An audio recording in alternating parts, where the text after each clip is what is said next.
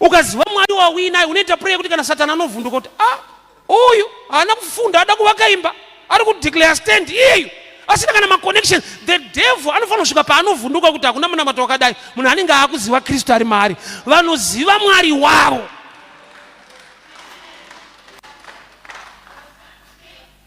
Ishe kana kuri kuda kwenyu, kana mune tsitsi neupenyu hwangu, dai mandaranga. Satana andoona kuti ichi kai chiri pama1 hachina zvachinotoziva. Kune kind of prayer kuti even the devil anoshamisika kuti audzwa nani, azviziva sei, nokuti greater is the one inside than the one in the world. Saka prayer iri controlled knowledge, kwete nekuoma kwezvinhu wobva wachema. No. Knowledge is the key. There are things that God answers you per point of knowledge, per level yekuziva kwako unosangana newe. Peter airaura kuti abate hove otengesa ova nemari. Paakafamba naJesu akanzoka bata hove ukavhura mukanwa ine mari. Zvina Mwari zvinofanira kuita difference kana nepaunenge usina Mwari. Vaibata hove kuti vatengese, but paakafamba naJesu akanzi hove yacho inogona kutobhadhara yega. Iwe ivhure mukanwa, usatsvage bhaya, hove itori bhaya pachayo. Vhura mukanwa upiwe mari yako nehove iyo. Kuti there must be a difference yekuopareta kwako naMwari nekuita kwako uri wega. I give you the keys. Saka munhu wese ane makey ekuunlocka nekulocka munhu ari palevel yeability yekunzwa the mind and the will of God. Jesu waiziva kuti Lazaro anofanirwa kumuka. Saka paakauya akangoti, Baba ndinoziva kuti munondinzwa, ndokubva ati Lazarus come out. Dai ndiri ndakapiwa mukana kunamata pagwara Lazaro, dai so ndichiri muprayer ndichideclare Baba. Akaita a simple prayer inobekwa neunderstanding. Zvinhu zvinoita easy when you have the understanding. Ndaiti kureba kwemunamato nemadeclarations nekudai nekuzoomesa kudai kuti zvinhu zviite. Results akavigwa knowledge more than mu strength. So chino dzimwe nguva unotsanyira nyaya isingatsanyirwe nokuti auzive une shungu. It's good to pray and fast, but kune masituations ekuti imbobvisa shungu uise ruzivo. Andirambe ndakatoziva kuti muri baba wangu. Unoona uramba wakadaro because une zvimwe zvausingazive zviri muna baba wako nezvavakaisa mauri. Church yakatrainwa shungu more than knowledge. So munhu haana Bible but anoita madays akawanda achideclare zvinhu. Havavhaliwe knowledge, vanoda shungu. Ndakanamata 8 hours. Kuti mu 8 hours makabudei, bandorova, prayer ndorova. Handisi kuti mahours akaipa but haasi ari kunyanya rodarika maresults.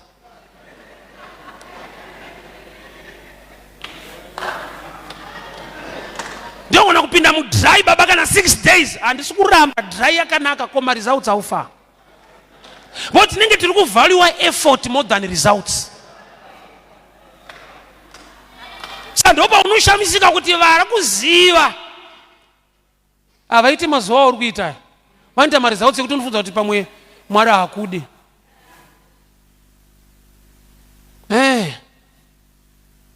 Vanoziva. Ini ndinoziva kana munhu ari postman, even vanhu vakasanyora tsamba anongotambira because anodelivera dzakanyorwa. Unyore yako kuti ndingadzingwe basa rega, ndinofanira kunyora dzangu ndimbomhanyisa. Osa kana Mwari akakudana auunze message yako kuvanhu anokupa.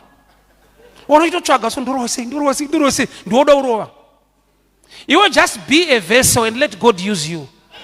Kwete kuti uri kuvessel uri kutsvaga futi message yacho. Pane kuti atokupa nosvika wanayo. Hakuna postman anyora tsamba dzake. Kumasoja wakatotraina kuarmy, mapedza training kama flash utenge nemari yako, auhodhe futi dzako, tenga dzako, unopiwa ikoko. Inda uda ureiza zvinhu zvako pa zvinhu zvake. Church yakavhaliwa shungu more than results. Saka tikaona vanhu nemaresults tofunga kuti mishonga, because neniwo ndinototsanyawo, neniwo ndotonamatawo. Haiwa hakuna zvakadaro ndisi kutonamatawo. Pane kuziva kunodarika effort yaiswa, nokuti effort yaiswa hainei ichida kuitwa. Asi mushoko raMwari zvirimo kuti une nguva yekutsanya, une nguva yekurumbidza, une nguva yekupa, une nguva yekunyengetera. Bari nyaya yako inoda izvi here. Saka Jesu akazoti kune mumwe munhu, zverudzi urwu. Kuti zvakutanga waziva ndezverudzi rupi uye zvinodei. Zverudzi urwu zvoda kunyengetera nekutsanya. Hazvidi prayer. hazvidi giving, hazvidi worship, zverudzi rwako zvinodei. Formula dzakushandisa dzakashandiswa nevamwe pane imwe nyaya. Goalkeeper anotrainwa kubata, defender akabata imhosva but same team. Osati mwangu abata ndatobata wazvitwe. I'm sure my time is done. But my warning to the church, tisanyanyisa value per effort. Ngatimbocheka ma results. Kana ma results asiri kubuda effort yakawanda, the effort yacho ndofuka tiri kuisa pasiripo. Toda kubainda sika situation yeta mushi. Elijah akamirira Mwari kwakaita mtinimira. God was not in the earthquake. Akamirira Mwari kwakaita mhepo zhinji. God was not in the wind. And God came in the small voice. Takanyanya tusenwa mzvinhu zvinotyisa sitere kudarika zvinhu zvakapfava. Tipedu.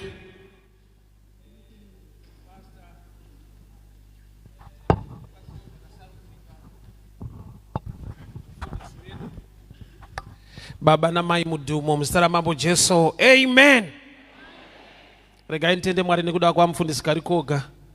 Vanda aswera nawo muzora nhasi Mwari vati vakuitire zvakanaka munowasha. Manera nhasi ndoda kudzidzisa, I would like to teach pamusoro pechinhu chinonzi prayer kana kuti kunyengetera. Ndofunga munhu wese unosvika nguva yaanonyengetera naye. Ndofunga kunyengetera haisi issue, but receiving the answer is the real issue. Because life ikakuisa pakona unongoendawo pakona unamata. Zvikakuomera unongonyengetera. But pane nyaya ndechekuti chawanyengeterera chacho chibatike, ndo pane nyaya. Azvirevo kuti Mwari havanzwe minamato. But ari kunamata kuna Mwari anogona kusanzwa Mwari. Anamata kuna Mwari. Mwari vanonzwa minamato. But kunzwa kwedu mhinduro ndokune nyaya. Mwari, I assure you, I guarantee you, Mwari vanonzwa munamato. But munamati kuti anzwewo Mwari mhinduro pakunamata kwacho ndo pane nyaya. Sani dzimwe nguva unogona kuva disappointed kuti Mwari havasi kundinzwa, havasi kundidaira. Gamba wakatodairwa, but uri pastage yekuti haugonewo kunzwawo kutaura kwaMwari. So ndoda kuti ndidzidzise pamusoro pechinhu chinonzi prayer. Mwari vachitiitira zvakanaka. So Matthew 16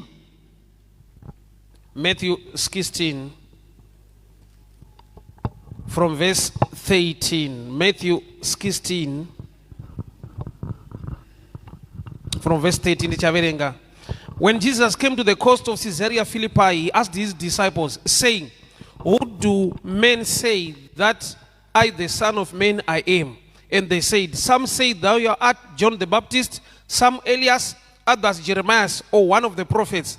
He said unto them, "But whom say ye that I am?" And Simon Peter answered and said, "Thou art Christ, Son of the living God." And Jesus answered and said unto him, "Blessed art thou, Simon Bar-Jonah, for flesh and blood has not revealed this unto you, but my Father which is in heaven. And I say unto you, thou art Peter, upon this rock I will build my church, and the gates of hell shall not prevail against it. And I will give you the keys of the kingdom of heaven.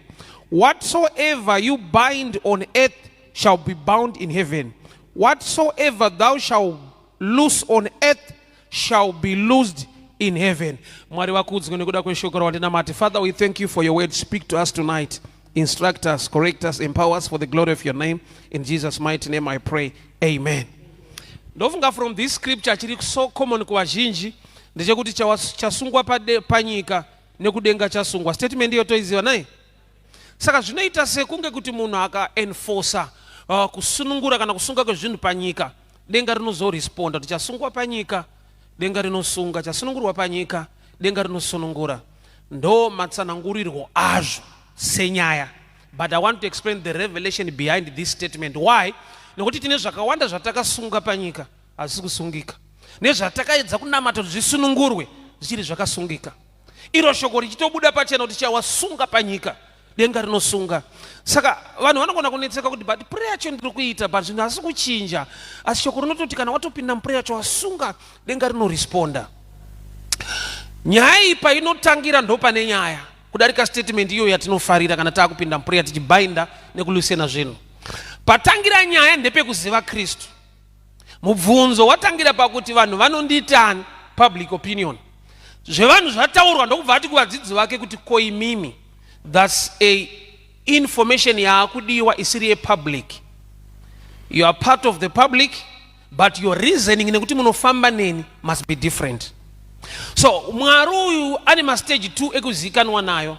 Unogona kuda kumutsvaka uye kumuziva through your own knowledge, uye kumutsvaka nekumuziva through revelation, through the Spirit of God in you. Pane kuziva mwari kokuti vanhu vari kunyika vanotokudza kuti mwari ariko, ndotozoti mwari ariko. Ane maziviro ake, haana kuparidzirwa, but anozoti kuti ndingove panyika ndimwari, ndo information yaanayo. Kogoita iwewe waakuziva mwari kuburikidza naKristu Jesu akakuponesa. Zvoreva kuti your level of knowledge ndo number 1 key pakuva ne-effective prayer. Level yekuziva kwako ndo guarantee yemaresults ako pakunyengetera kwako.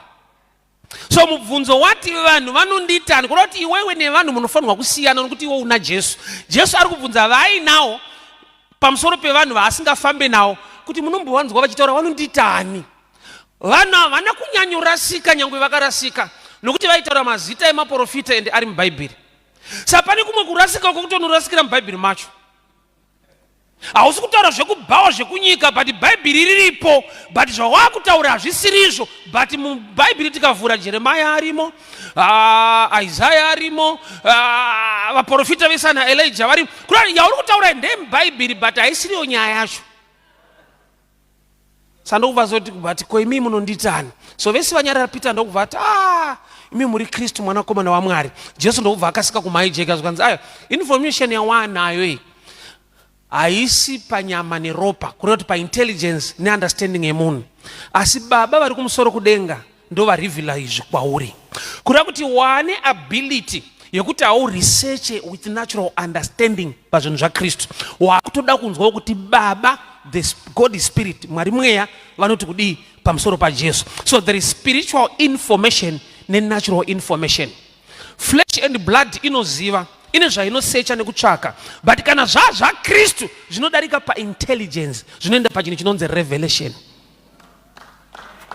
Zvokuti unotosuspenda mafungiro ako woti Baba ngavataure pfungwa yavo ndo yandida kuti nditaure pamusoro paKristu. So nyama neropa hazvina kukuzivisa, asi kuti Baba vari kumusoro kudenga ndo vakuzivisa. Ndokubva patsanangurwa kuropafadzwa kuti aiwa wakatoropafadzwa ukaona wapa remu yekuti unonzwa Baba, kana wakugona kunzwa pfungwa yaMwari. Iwe une pfungwa dzako, but idzodzo wadzibvisa pamusoro pechinhu chinonzi Kristu. Ndokubva wati Baba chindiudzai, nokuti mukasandiudza neniwo ndinofunga, ndine zvandinotaura, ndine zvandinoziva. Zvakafanira kuparidza kudai so. Mweya Mutsvene akasandipa shoko rekutaura, ndinogona kuriwana randofunga kutaura. Zvaku vanhu vati kurei kuziva kuti avatsana vataura nyaya dzavo hasi Mwari. But vasingazive Mwari vanongoti powerful.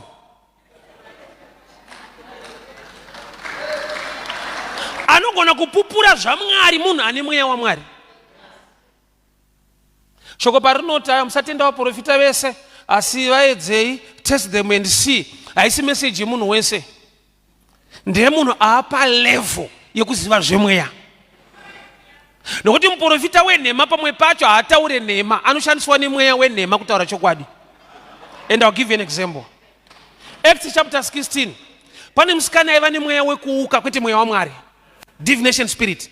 Akati kuvanhu, Paul na Silas varanda vaMwari, vateverei. That's a correct message. Paul na Silas varanda vaMwari. But the Bible note Paul akatendeuka and rebuked not the message, the spirit. He turned and rebuked the spirit, not the message. Kuti Paul angari pa level yokuziva kuti message correct, but the spirit is not correct. Saka zvinoita kuti munhu ane mweya usiriwo aparidze chokwadi. But iwo kana usina mweya wezvokwadi unongoti wo powerful, ungaitawo sei? Paul wakatsiura mweya, kwete musikana mweya, kwete message. Musikana message yake iri correct. Ava varanda vaMwari vezvokwadi vateererei. Akadi kuti mazvinzwa ka. Ndo pana kuti kupa mic kuti demoni ritaure disaster. Nokuti demoni rikataura chokwadi mangwana muchari trust, muchari pafuti mic.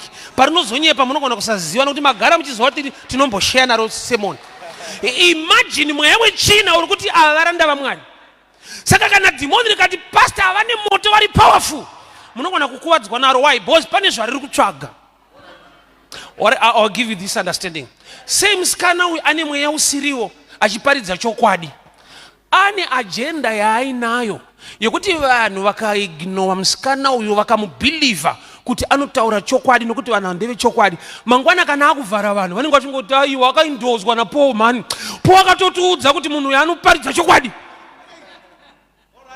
Paul igona kuudzawo naSilas kuti muri kuzvinzwira, isa hatidi kutenderera kana mweya yetsvina iri kupupurai. Takadanwa chaicho, calling iripo, inzwa zvaari kutaura. But akataiwa hatiindozwe naSatani even achinzi sekunga ari kutaura chokwadi. Why? Anoziva kuti mangwana akasara achikunyeperai, munongoti haiti muri kwaPaul kai. Vasikana vakaPauro ava vatenderere chokwadi vanacho. Yet musuyo arikuda kushandisa kuti awane. Saka uchaona tine vanhu vekuti vanoindozwa nevanhu vaMwari. Kana vanhu vaMwari vasisina mweya waMwari, vanoindoza vanhu vasina umwari nokuti vane zvakanaka zvavavaitira. I don't know why I'm preaching this way. Tine vanhu vanotoziva kuti munhu haasi right, but mufundisi anoshandisira kuti ndo right hand man wangu manje. Tikasaona the spiritual side, tinonakirwa nekamessage kacho.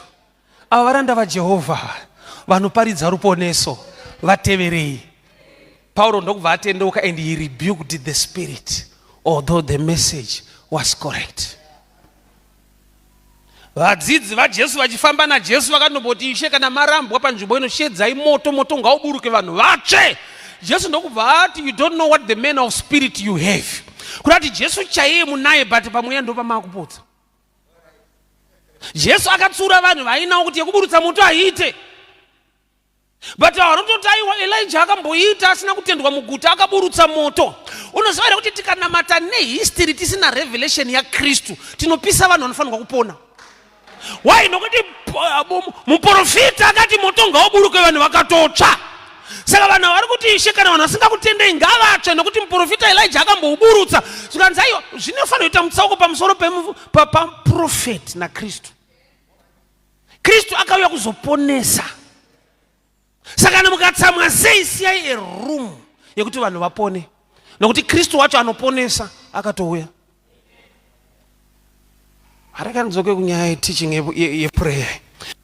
So panapa Peter anzi wakaropafadzwa iwewe, nyama neropa hazvina kukuzivisa, asi Baba vari kumusoro kudenga. And upon this rock I'll build my church. Ndofunga we all understand kuti dombo riri kurehwa apa is the revelation of Christ ina Peter. Kuti kana waziva Kristu nenzira iyi, ndo panovakwa chinamato, kutenda uye nekereke pamusoro paKristu. Saka chawasunga panyika whatever, handakukupa makey, chawasunga panyika denga rinosunga. Saka zvinoita sekunge kuti Peter akangosunga denga rinongotarisa kuti Peter asunga ngatisungei. Zvinoita sekunge heaven inoresponda kune zvataita kana taakudeclare. Gamba actually is the opposite. Why? Nokuti patangira nyaya Peter akugona kuchuna the frequency of God, kunzwa mind yaMwari. Saka paanoti panapa ndaakusunga zvinhu, haasi kusunga nekuda kwake, atanga asearcha the mind of the Father. Kuti Baba vanoti kudii kana izvi zvaitika, haisiriyo nokuti pamwe pacho you bind what is supposed to help you. Nekuda kwokuti zvauya se problem, gamba haisi problem, is stepping stone after the problem. Tine nguva yekuti pane pamwe pekuti dambudziko rako nderekuti wakabatsirwa kuti wakashaya mubatsiri. Reganisana kuti musha. Daniel paarukandwa mugomba reshumba, hakuna munhu amira sewitness kubatsira Daniel. But Mwari vamuregedza sei achiswa mugomba reshumba iye ari correct. Mwari vati at this stage ndaakuda kuti shumba dzive mawitness kwete vanhu. Nokuti ukaiswa mushumba, shumba dzichazivisa mambo kuti type iri right haidyiwe. Mukati pa type isiriyo tichadya mubata imega. So kune situation kuti you need lions not people. Iyo prayer yako ndeyekuti Mwari ndipei vanhu kureva kuti uri kubinda favor yako. Why? Nokuti ukamirirwa nevanhu, vanhu vanokuvenga havagone kudyika kushumba. Second Kings chapter 13 verse 20.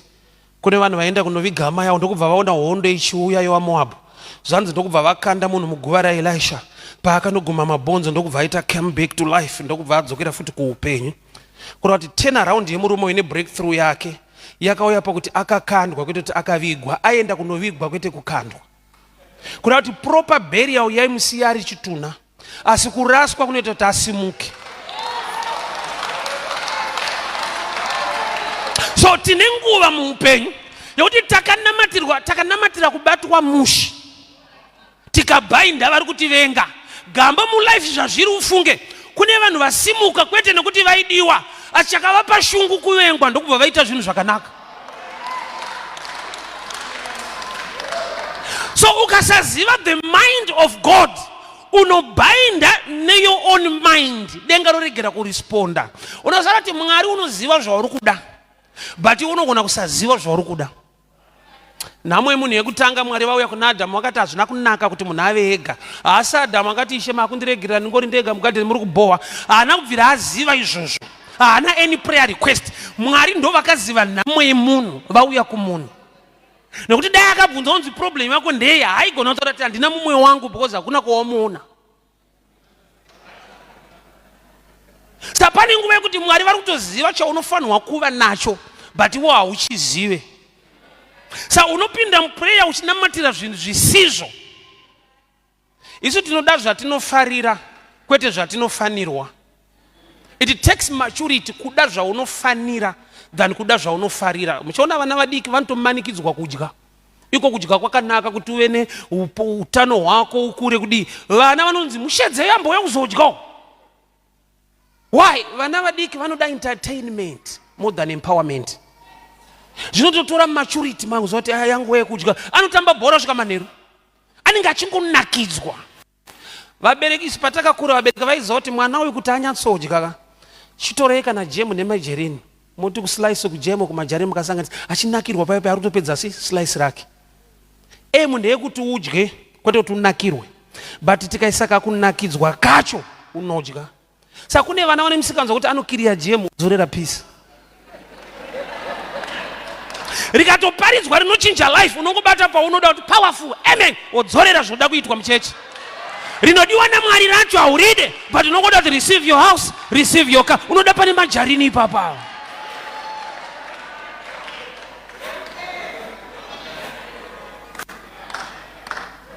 Scripture inoita sekunge kuti chabhaindwa pano, denga rinobva rabhainda. Gamba patangira nyaya is to catch the wave of heaven. Kuziva kuti Mwari vari kuti kudii. Why? Nokuti prayer wafana nemupurisa.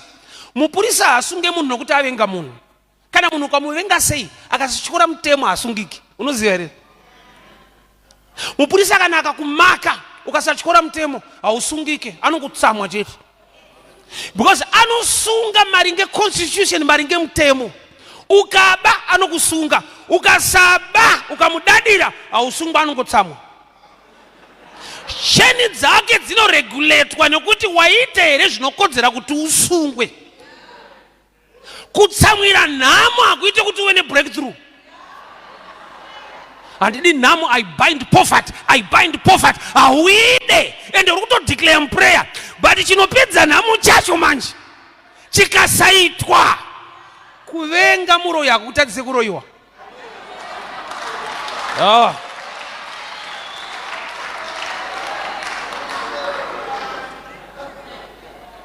Bhabha rinoti mbavha ikabatwa inoripa kanomwe kwete ikazikanwa. Ukaibata, kubata zvino it takes power and knowledge. Saka kutsamwa, my emotions kugumbuka, kupinda muprayer wochema. Thank God unopinda paunochema, Mwari vanonzwa kuchema kwako.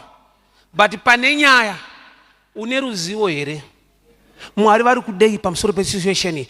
Peter anotanga aziva the mind of the Father, anova nerevelation concerning Kristu. Saka Jesu vari kuti chawasunga pano denga rasunga, hazvisi kutangira pano pana Peter. Zvinotangira pakuti type yemunhu wacho ari kubatsirana nedenga kusunga zvinhu, agara achinzwa pfungwa yedenga pamusoro pezvinhu. Ndiwanirei nyasha Baba, pashaya anondimukira pano, handifana kubva pano, ndo pane breakthrough yangu. Ndo zvaunofunga.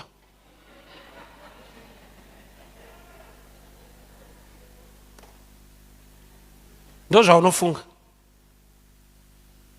Kuziva pfungwa yaMwari ndokune nyaya, nokuti nedzimwe nguva uri kurambira pano pasinei newe. Ishmael namai vake Haga, Mwari akatovimbisa kuti I will also bless Ishmael and make him a great nation. Achitodzingwa pamba paAbhurahamu, Mwari vanga vane guarantee to make him a great nation. Saka uchiona kuti paakaenda kurenje vapiwa bhodhoro remvura, amai vake vachema, Mwari vakamvura meso akaona tsime yeti kumba kwaichemera kune mabhodhoro.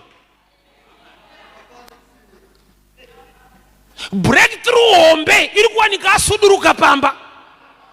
But imagine kudzingwa pamba paAbhurahamu, a man who is rich in silver and cattle. Unaenda mprayer kuti Mwari batai moyo wa baba wangu. Andifanira kubva pane pfuma yangu na baba wangu vakarongeka. Yeti blessing ya Mwari. Sara chaiye akatopa Abraham message yekuti mukadzi nomwana wake ngaabve pano. Zvanzi hazvina kuitira Abrahamu zvakanaka nokuti Ishmaeri aiva ropa rake. Kusvika Mwari vakaburuka vakapa Abraham message dzotara Sara ndizvo. Yet Bible rinoti God hates divorce. But Mwari pane pavakaendoza kuenda kwevanhu. Nhamo yatinayo ndeyekuti tinoongorora mamiriro ezvinhu torwadziwa nazvo toenda kuprayer. Hatitsvake pfungwa yaMwari. Joseph akaudza mumwe musungwa kuti kana wabuda undirangarirewo, ndakasungwa muno ndisina mhosva. Bhabha rangu rinoti musungwa abuda akaspenda 2 years haana kufunga Joseph. Kusvika gore rakarota mambo. Why? Mwari ane purpose pakubuda kwa Joseph. Joseph ari kungoda kubuda. Joseph chaida kungonzi hauna mhosva dzokera kumareni kwenyu. Chiri kudiwa mwana chekuti kana abuda asina mhosva ave mambo muEgypt. Saka purpose yaMwari ukasaiziva unongofunga zvaunoda. Saka unopinda muprayer Mwari anoita sekunge haasi kukunzwa. Gamba ndiwo usiri kutsvaka the frequency of God. Unobainda zvoda kusunungurwa, wosunungura zvoda kubaindwa.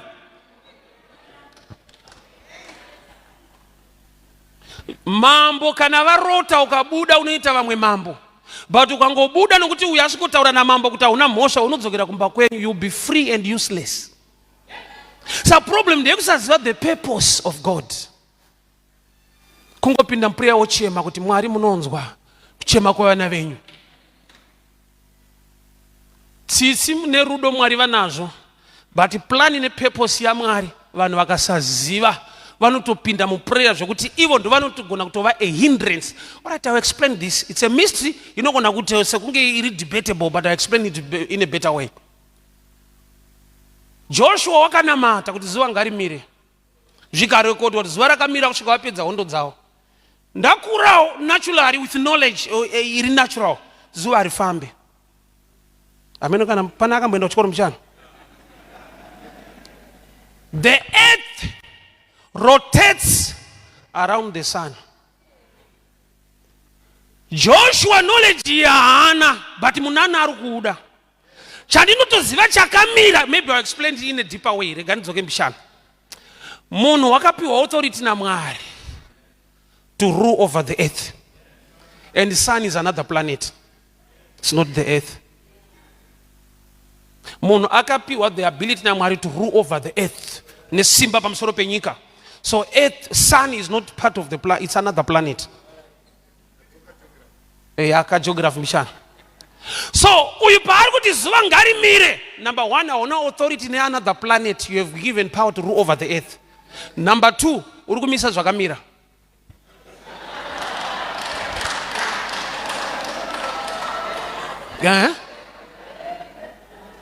So munana uyu wakarekoderwei chakamira paizuva here. Earth yacho ndo yakamiswa nokuti une authority over earth. So chakanakira Mwari manje anonzwa zvatiri kuda kudarika zvatiri kutaura. Saka uchiona pane pawakanamata Mwari havana kunzwa zvawaida, but wakazosangana nezvawaifanirwa kuva nazvo. Wawaida kuroora hasiriye, pakazomona after 2 years wakaziva kuti Mwari vakatendeka shuwa ndaikuwara. Unyatsoona kuti vaiziva ndiri kuda munhu ari right kwete munhu.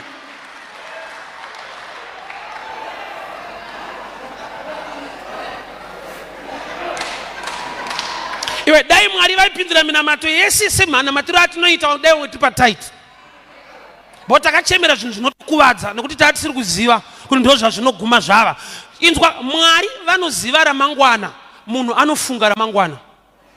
saka ari kufunga ramangwana kufungawo zvake haazive, but Mwari chavakanakira manje vanotoziva kuti mangwana apagarika hapana tsana, nhasi vari right but mangwana ma1. Saka tsana unoona wakutsika-tsika sori asi Mwari unai munhu wenyu akuchinja magoposi, rega achinje.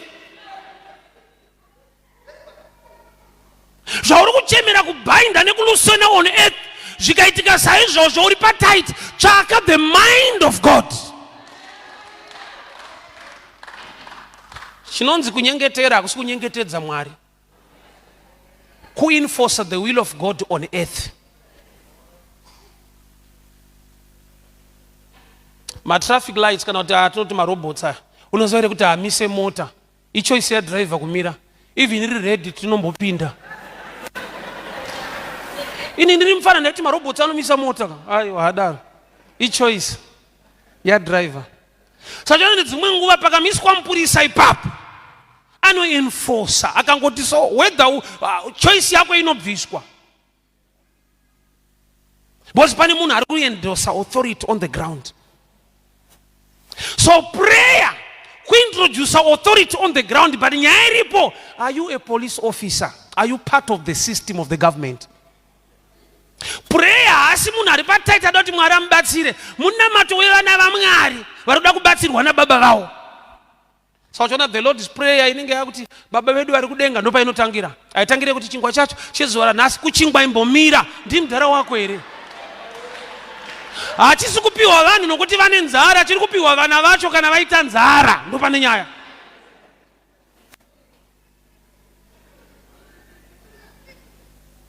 John chapter 6, vanhu pavaida kufidhwa nechingwa newe, instruction yaJesu yekutanga haisi miracle, instruction yekuti vanhu vadzikame. Tell people to sit down.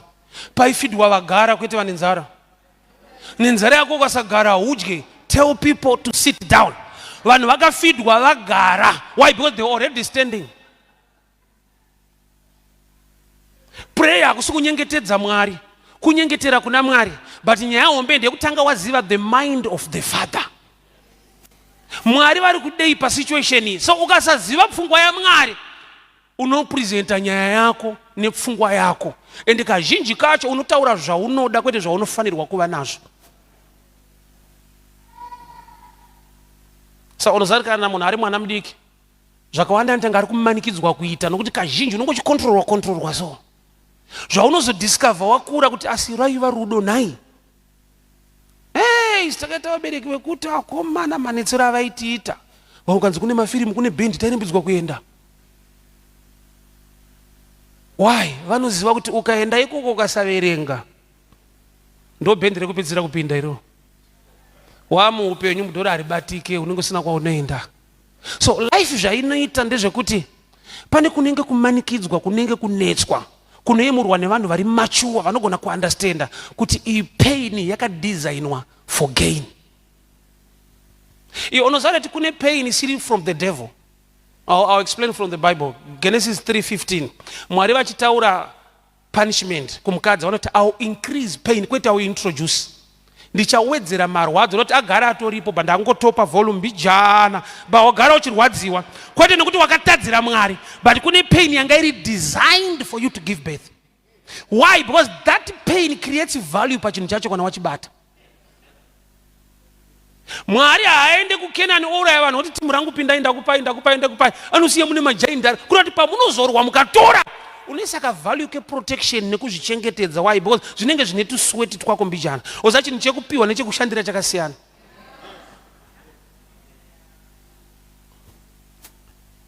Peter, I've given you the keys, ndakupa maki, chawasunga panyika denga rasunga.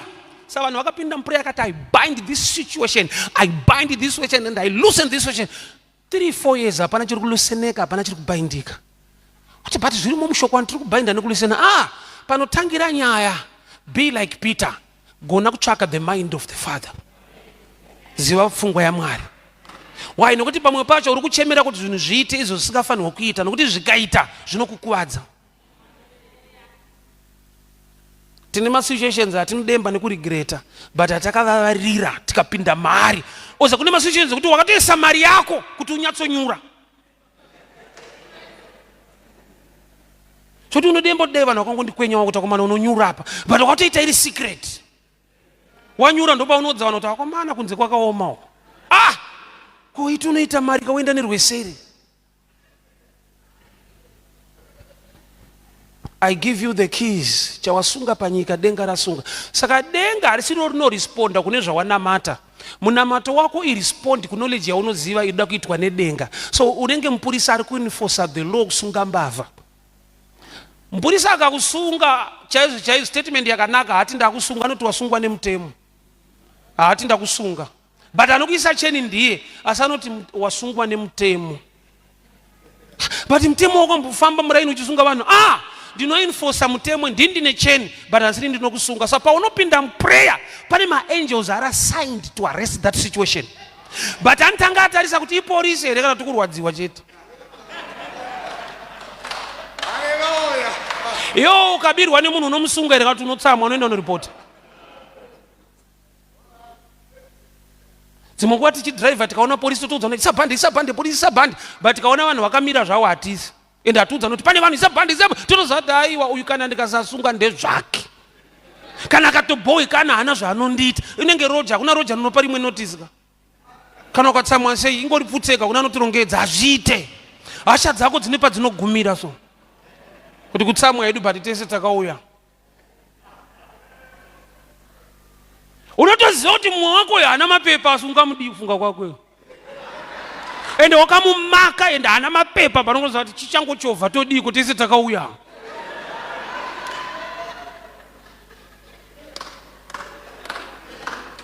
So mupurisa anoenforcer.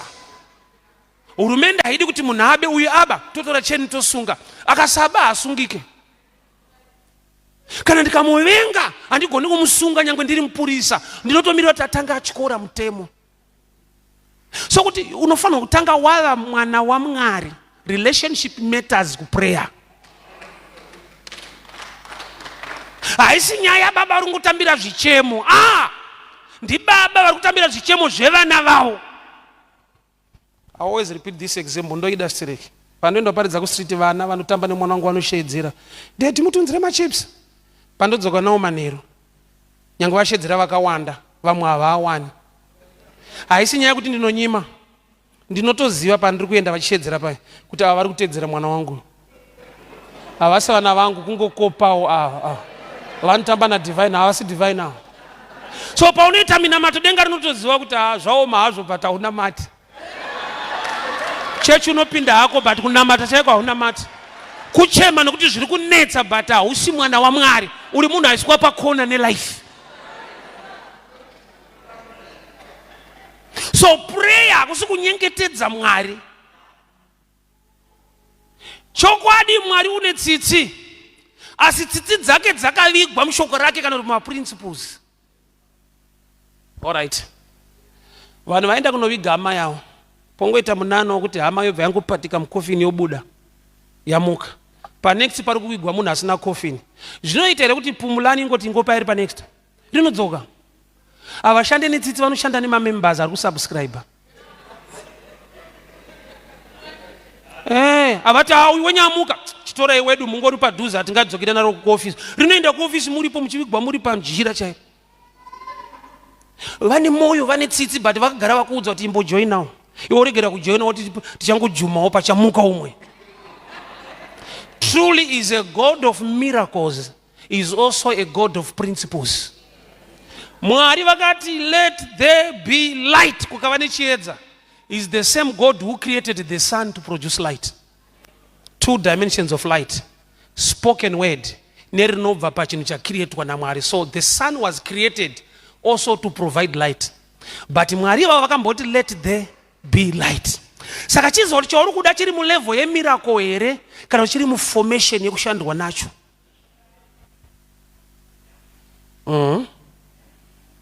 Vana zvipo zvinobva kuna Mwari kusvika waroora. Ukangodeclare kuti zvipo denga rinotovhurika kuti tsano inda mune nharo roora yuko man. Zvipo but tsvaga munhu. Makareva mushoko renyu vana zvipo zvinobva kwamuri munoshamisa vanokukwenewo unoshamisa una bhebi nanhasi unofira muprayer man. prayer must be accompanied with the principles to make things work.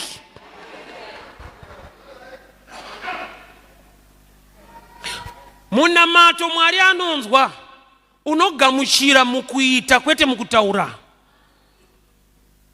Wanamata pane zvinofanirwa kuitwa kuti ugone kugamuchira.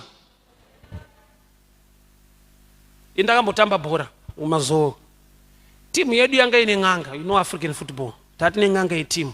Saka ndainetseka kuti tinoenderei kutraining ng'anga iripo inopa mushonga wekuwina. Ndikadiscover kuti panoda kuti munhu ave nepower nekumhanya, apashande juju, panoshanda strength yako. Saka mishonga taatinayo, but mishonga haitambe bhora, munhu ane mishonga ndiye anotamba.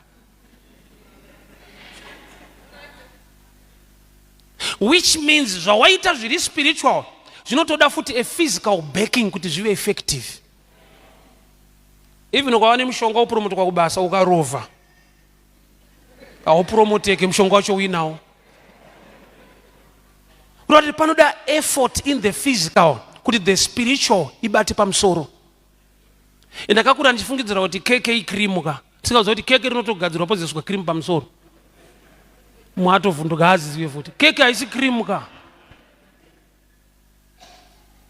Krimu inotozotsvagwa yoiswa pamusoro pekeke. Zvokuti ukanakirwa ukarova krimu chete unogona kuchaya. Boza hausi kudya keke uri kudya krimu yekeke. Peter ndakupa maki. Chawakinura pano denga richaresponda. Chawasunga denga richasunga. Saka ndaifunga kuti zvinotangira pano. Gamba zvinotangira number 1 pa relationship. Kuti unonzwa here baba, uri mwana wawo here. Wanzwa baba, unoziva kuti vari kudei. Nokuti pauri kuita prayer hausi kuvanyengetedza kuti vachinje zvavanofunga pamusoro pezvinhu. Uri kuenforce the will of God on earth. Let thy will be done on earth as it is in heaven. As sezvazviri. Saka ukaziva zvazviri kudenga, wapanyika hausi kuita prayer uri kuita prayer kuti kuda kwa baba kuri kudenga kuchimanifesta panyika. Saka unokuziva here kuda kwa baba vekudenga. Tipewo chingwa chedu chanhasi. Give us today our daily bread. Ari kuita prayer ndiwe, but hauti chingwa changu unoti chedu. Kura kuti must be a giver. Bozo kachipiwa ndechenyu hachisi chako. So will ya baba ndiye kuti kana wanazo, somebody must get a blessing on that. Iwo will yako iri selfish. Tipewo chingwa chedu kachipiwa chako unotosvika chinotoora urasi. But pawakanamata wakati tipewo chingwa chedu, but kana wachiwana ndechako. Saka chinoita kuti ushaye chingwa zvinoti Mwari hana chingwa. Ndechako. Iye anonzokupa chedu. So ukasaziva the will of God, unochemera chingwa enda uchiwane ndi chingwa chacho vanacho. Wai vantoziva kuti uri kuda chingwa chako, iwo vanetsika yekukupa chingwa chenyu. So kusaziva pfungwa ya baba nekuda kwa baba kunoita kuti prayer yako isave effective. Nokuti prayer hakusi kunyengetedza Mwari. Prayer iri kuitwa kuenforce the will of God on earth. Nokuti God is good all the time. Mwari vakanaka nguva dzese. Saka dambudziko nderekuti pauri kupinda muprayer unoda kuti Mwari vaite zvaunoda. Gamba prayer ndeyekutendera kuda kwa Mwari kuti kuitike. Saka Jesu akatayo kana makukumbira kumbirai muzita rangu, iye achiziva kuti unonzi Thomas. Bosa anozoti zita rako ufutire nenyaya. Ask in my name. Iwo chinzi Rose. Ask in my name. Saka na Rose akuda zvino anoti baba muzita raJesu ndiri kuda basa. Auti muzita raRose, unotozita Rose ane nyaya dzake ende hadzigamuchiriki. Akanyaya munhu nezuro, but pakaiswa Jesu pari kudzimwa kunyaya kwangu, poiswa kururama kwake. Sa effective prayer inobva pa knowledge, kuziva baba vari kudei, ndiri mwana wavo here. Haisi nyaya yezvichemo aiwa. Unoziva prayer yemunhu ane ukama yakasiyana neyemunhu anoda ngoti zvinhu zviitike ukama usipo. Let's say wachiona uri mutauni hauna mari yekombo, usangane nehama yako yaunoziva ende yaunotoziva kuti ine mari. Kana wakutaura nyaya yako haucheme, unoti beta ndakuonai. Beta yaye ivu ndakuonai. Uri kutoziva number 1 ihama yangu, number 2 mari achanayo. So chichemo chemunhu anoziva kuti ihama yangu ende mari anayo yasiyana nemunhu ataura nemutorwa. makadiko baba, makadizve, taomerwa, ndokenda kwakati. But kana iri hama yako, sekuru, ndaifunga kuti nhasi handende kumba. Zvaita ndakuonai. Osa prayer life yako inokuintroducer. Mwari anotoziva kuti uyu akutry hake but kunamata hana mati. Saka kunyengetedza kuchiwanda.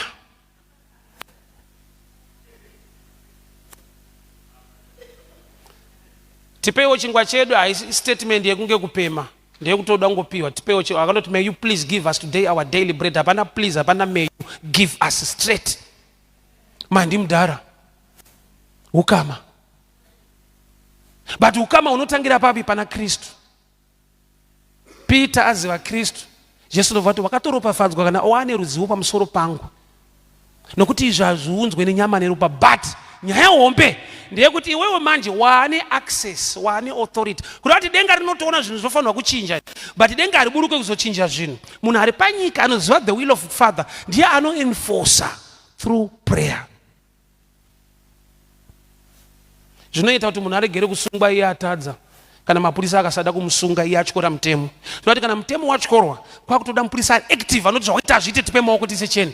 Pakashayikwa mupurisa anodaro anotoita mhosva munhu otoramba achifamba. Saka kune masituations anoramba achikuremera. Why you don't enforce your authority as a child of God? Munoti Mwari haazive, anotoziva kuti hauzive, saka akatonyora kuti vanhu vangu kutaura iwewe vaparara nei kusaziva. Ukanzwa statement rekuti vanhu vangu rinobowa because vanhu vake kazvishura. Kwete vasatani vangu vaparara. Koishe vanoparara sei vari venyu? Because havazive. Why? Nokuti vakaziva vanofanira kuziva zvekuita. Inenge nhau yepregnancy 9 months dzakwana. Ari suppose kubuda pa 9 months mwana. But ananyamukuta vati come out. Vanoudza amai vacho kuti push. But avasamai ada kubuda kamwana. Kandi kunzi come uya 9 months akwana buda come. Anozantsana nguva yawo yakwana but anotoda kubatsirwa. So blessing yako ndo mwana, but pushing, that's prayer. You give birth to the answer through prayer. Prayer you are pushing out chinhu chagadzirwa naMwari kuti chive chako. Ukati 9 months zakwana anobuda mheno zvake imomo unokuwara. Unoita overdue. So unozvinzwa kuti ndine imwe ropafadzo yangu but amene zvirongoitika ndine imwe ropafadzo yangu. Prayer life yako iri weaker because you are the one supposed to push the baby to come out. So ukaziva pfungwa yaMwari, when you know the will of the Father, kana wapinda prayer uri kuindoza. The Bible not you shall decree a thing and it shall be established. Denga rinotomirira declaration yako. Ozapani nguva yekutoti it's not the devil fighting you, but you are fighting yourself. Why? Nekuda kwokuti mazwi chayo kudeclare zvakanaka pamusoro pelife yako haukwanise. Unenge unotonyara, unenge unozvidhauta wega. Inzwa, chinhu chese chihombe chaunoda kuti chiitike mulife mako chinotoda Mwari. So kana wakupinda muprayer, shema kuna Mwari unokonzera kuti zviitike. Let me finish this way. Know the mind or the will of God. Unoziziva sei? Through relationship yako na Mwari. Through reading the scripture, understanding the will and the mind of God. Mwari vanodei, Mwari vanoda kuti uve neutano, yes. Mwari vanoda kuti upenyu huve zvakanaka, yes. Ukanzwa zviri mushoko raMwari zvinodiwa naBaba. Kana wakupinda muprayer, you pray upon scriptures, not upon situation. Introduce the scripture pamusoro pe situation. Mwari munosumudza marombe kubva muguruva ndiri pano ndiri kutsvaka nyasha dzenyu. Prayer kusikuudza Mwari mashoko, kuudza Mwari shoko rake nokuti iye muranda weshoko rake. Nokuti hakuna situation yako isina kuadreswa neshoko. Haba ndiri kuda mota, hamuna vesi inonzi ninganga ane mota, hamuna anga ane mota muBible. Vaifamba nengamera, ngamera iyo ndo GD6. Aizve. Hamuna ngane kana Solomon the richest man angasina phone kana kambudzi chako angasina. So kuti rive relevant unoriisa mu today's life mu upenyu wako. Church, hear me very well. Prayer akusikunyengetedza Mwari. Haisi misodzi nekuchema zvinoita Mwari ati mwana munhu achema yako mana mubatsiri munhu achema. Mwari unonzwa kuchema kwako, unonzwa minamato yako. But pa knowledge yako the level of knowledge attracts the work of God. But Daniel 11:32, lanoziva mwari wavo lachava nesimba lachaita mabasa makuru. Those who know, kwete vanozivisa mwari, aya vanotozivawo manje, ndo vanotenderwa kuva nesimba, vochiitawo, they will do exploits. Zvimwe zvatakamirira kuti mwari vaite, vakatomirira kuti tiite nekuti tiri vana vavo. So prayer hakusi kunyengetedza mwari, prayer kunyengetera kuna mwari, but uchiindoza the will and the mind of God on earth. But hazviitwe nechero munhu, zvinoitwa nevana vaMwari. Hakusi kuvanyengetedza, uri mwana wavo. Mwana wako akataura newe asiyana nemunhu wepa next door akataura newe. Chaunonyanya value i relationship more than nyaya yataura. So chona imwe nyaya anotaura mwana wako ihombe, but chinoita kuti umuitire mwana wako. Ikataurwa nemunhu wepa next door unotomudza chokwadi kuti varume zvinhu zvakaoma. But wako hauti zvakaoma nekuti wakatozvipira kumushandira sewako. So ukacheka relationship yako ndo confidence dzako kuprayer. Kana wauya kuprayer uchi understand the relationship, hausi kuzonyengetedza. Uri kutaura kuna baba wako vane ability nesimba rekuti zvinhu zvigadzirike. Prayer life yako inoita kuti Satani azive kuti munhu uyu ari kuziva zvaari kuita ende anoziva kuti anani. Kuchikoro taidaiso kwaitwa parents day, munhu vabereki vaiuya sa rimwe day kwakauya sekuru vangu. Mukomana aibhula pachikoro achinetsa vanhu, anga akajaira kuti taipolisiswa bhutsu so musi weparents day akandishedza zvanzi mufana uno yaopolishe bhutsu yemukomo wako. But because ndaifamba nasekuru wangu ndakamudza kuti mufana wako unomuziva. For the first time handina kudevelopa mamuscles kana power, ndakadevelopa knowledge ikava power yekuziva kuti nhasi hazviitiki. Why? Because ndiri kuzivawo ndiri kufamba naye. Ukaziva mwari wawina unoita prayer kuti kana Satani anovhunduka kuti uyu haana kufunda, ada kuvaka imba, ari kudeclare stand iyeyu asina kana maconnection. The devil anofanira kusvika paanovhunduka kuti hakuna munamato wakadai, munhu anenge akuziva Kristu ari maari, vanoziva mwari wavo.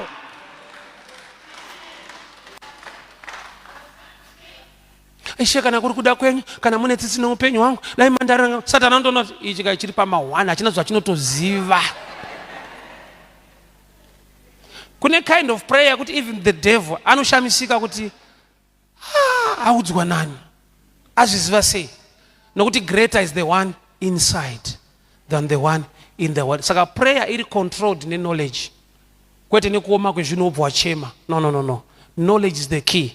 There are things that God answers you per point of knowledge, per level yekuziva kwako unosangana newe. Peter airaura kuti abate hove otengesa ovane mari. Paakafamba naJesu akanzi ukabata hove ukavhura mukanwa ine mari. Zvina mwari zvinofanira kuita difference kana nepaunenge usina mwari. Vaibata hove kuti vatengese, but paakafamba naJesu akanzi hove yacho inogona kutobhadhara yega.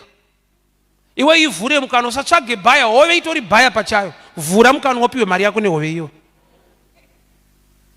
Kureva kuti there must be a difference yekuopareta kwako naMwari nekuita kwako uri wega. I give you the keys. Saka munhu wese ane makey ekuunlocka nekuloka, munhu ari palevel yeability yekunzwa the mind and the will of God. Jesu waiziva kuti Lazaro anofanirwa kumuka. Saka paakauya akangoti baba ndinoziva kuti munondinzwa, ndokubva ati Lazarus come out. Dai ndiri ndakapiwa mukana kunamata pagwara Lazaro, dai so ndichiri muprayer ndichideclare baba. Akaita a simple prayer inobekwa neunderstanding. Zvinhu zvinoita easy when you have the understanding. Ndaiti kureba kwemunamato nemadeclarations nekudai nekuzoomesa kudai kuti zvinhu zviite. Results akavigwa knowledge more than strength. So kuti dzimwe nguva unotsanyira nyaya isingatsanyirwe nokuti hauzive, une shungu.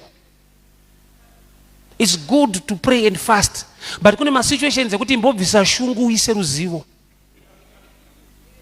Andirambe ndakarudzwa kuti muri baba wangu, unoona uramba wakadaro because une zvimwe zvausingazive zviri muna baba wako nezvavakaisa mauri. Church yakatrainwa shungu more than knowledge. So kana munhu ana Bible but anoita madays akawanda achideclare zvinhu. Havavhaliwe knowledge, vanoda shungu. Ndakanamata 8 hours. Kuti mu8 hours makabudei, bandorova, prayer ndorova. Handisi kuti mahours akaipa but haasi ari kunyanya rodarika results.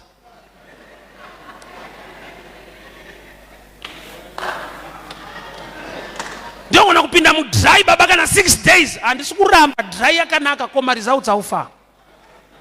But tinenge tiri kuvalue effort more than results. Sandopa unoshamisika kuti vara kuziva avaiti mazuva uri kuita vanoita maresults ekuti unofudza kuti pamwe Mwari hakude.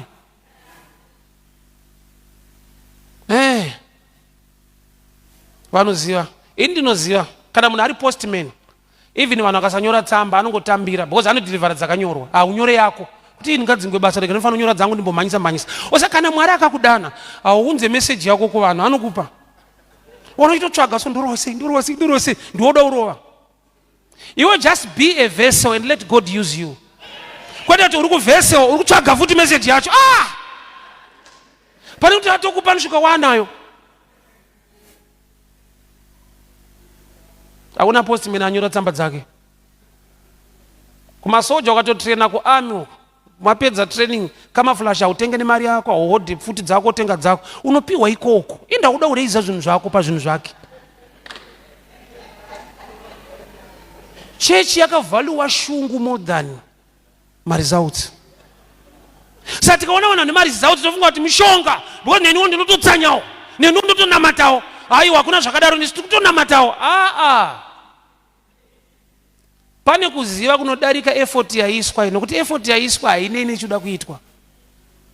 Asi mushoko raMwari zvirimo kuti une nguva yekutsanya, une nguva yekurumbidza, une nguva yekupa, une nguva yekunyengetera. Bari nyaya yako inodai zvere. Saka Jesu akazoti kune mumwe munhu zverudzi urwu. Kuti zvako tanga waziva ndezverudzi rupi uye zvinodei. Zverudzi urwu zvoda kunyengetera nekutsanya. Hazvidi prayer, hazvidi giving, hazvidi worship. Zverudzi rwako zvinodei. Formula dzaukushandisa dzakashandiswa nevamwe pane imwe nyaya. Goalkeeper anotrainwa kubata, defender akabata imhosva but same team. Osati mwangu abata ndatobata wazvitwe. I'm sure my time is done. But my warning to the church, tisanyanyisa value per effort. Ngatimbocheka results. Kana maresults asiri kubuda effort yakawanda, the effort yacho ndofuka tiri kuisa pasiripo. Toda kubainda sika situation yaita mushi. Elijah akamirira Mwari kwakaita mutinhimira. God was not in the earthquake. Akamirira Mwari kwakaita mhepo zhinji. God was not in the wind. And God came in the small voice. Takanyanya kutrainwa muzvinhu zvinotyisa sitere kudarika zvinhu zvakapfava. Ndakamboenda kunoshandirwa mazuva ano andiri rovha so sandatendeuka. Osa ukaenda kunoshandirwa une makore usingashandika. Hautarisire kuti munhu anongoya muprofita kuti receive your joy. Unonzi ungasiriizvo. Anombokuti ndongedzera kumusha kwenyu kana kumabvazuva. Ombotendererwa uchimwaiwa so. Unonzi ndakuenda kubasa zveshuwa. Because tinovhaliwa effort. Ndonzwa kuti basa riye radzoka manje. Wakanongedzera kumusha kwenyu baba. Ndokune waroyi wako. Uchitendererwa uchimwaiwa so. Unonzi kuti kubasa ndiri kutoenda. Why ndo mind yakatrainwa kuti effort.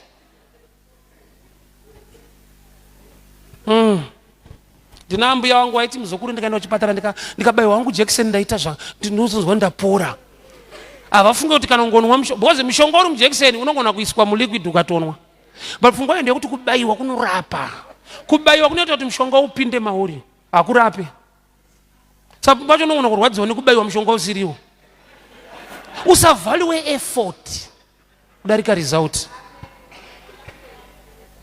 Shungu unadzo simba pane zvinofanirwa kuita, fanirwa kuzviratidza. Ndakaona vanhu vazhinji vachibuda ziya pachinhu chisiri kuita.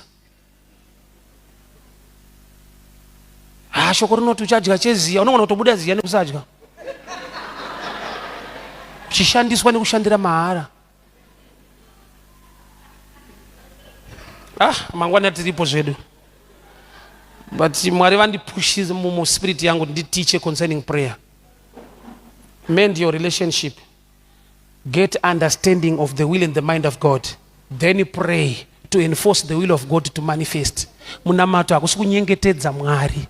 God is good all the time. Kunyengetera kuna Mwari uchienforce the will of God to manifest. Even a confidence ziva Mwari waunotenda waunonamata.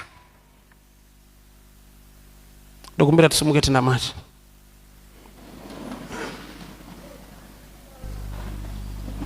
Sauneta sengo teacher wanhu ka 2 minutes prayer kuti kusuku hour. No. As the Spirit lead you, but I want us to pray for understanding. Peter aisinyamane ropa zvakuzivisa kurati pray for a spiritual understanding to develop. Ziva Mwari, chaka pfungwa ya Mwari, ziva zvinodiwa naMwari. Kana wakunyengetera hausi kuvanyengetedza, uri kuinforce zvaunoziva kuti izvi ndo zvinodiwa naMwari. Mwari anoda kuti uve neutano, Mwari anoda kuti upenyu hwako hubudire zvakanaka muupenyu hwako. Kuti Mwari kana kuri kuda kwenyu ngakuitike, kana kusiri kuda kwenyu iwe imboziva kuda kwawo. Mwari vanoda kuti upenyu hwako uve zvakanaka. Mwari vanoda kuti mhuri yako ikure zvakanaka. Kana wakupinda muprayer, as you know the will and the mind of God, enforce the will of God to manifest. Ndo anonzi madeclarations, kuenforce kuti handirambe ndakadaro nokuti makareva mushoko renyu munosumudza marombe kubva muguru, handirambe ndiri rombe. Wakaipa ngazvinzwa kuti chokwadi chababa waakuchiziva.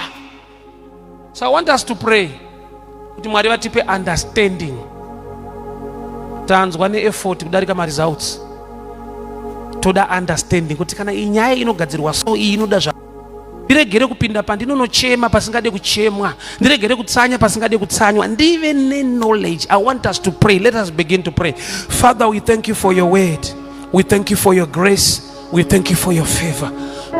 Mataura mukati chawasunga panyika denga rinosunga, chawasunungura denga rinosunungura.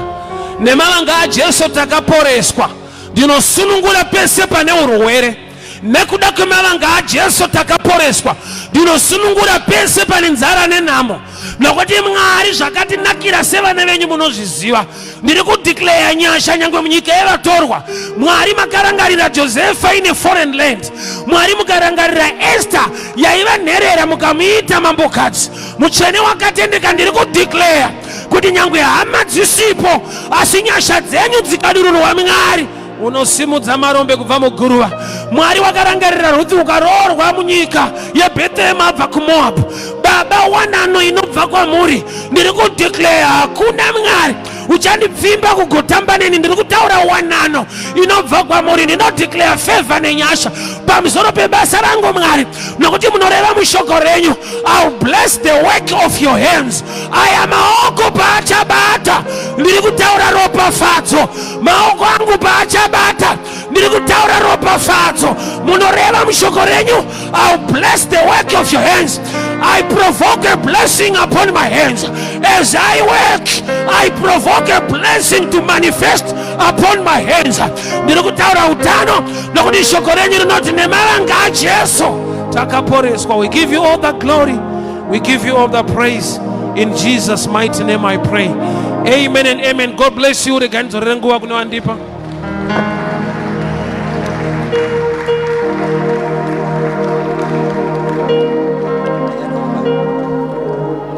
Mosara Jesu, hallelujah. Hallelujah. Zvakanaka timbobatanidza maoko chitenda.